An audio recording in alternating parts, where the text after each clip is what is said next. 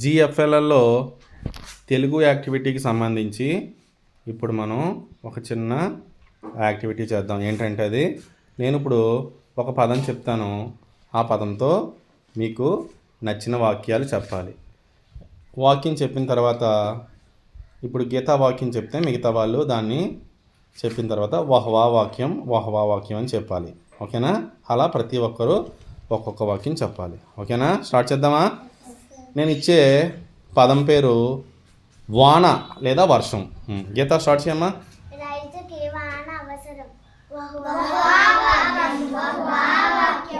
వర్షం వల్ల పంటలు పండుతాయి. Very good.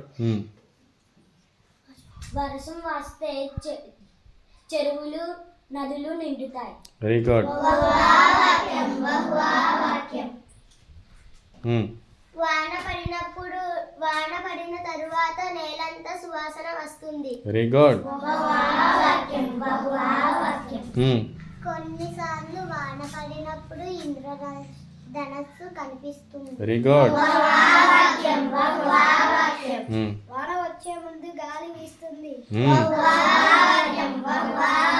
Very good. ఈ విధంగా చెప్పడం వల్ల మనకి సెంటెన్స్ మనకి వస్తుంది. అవునా?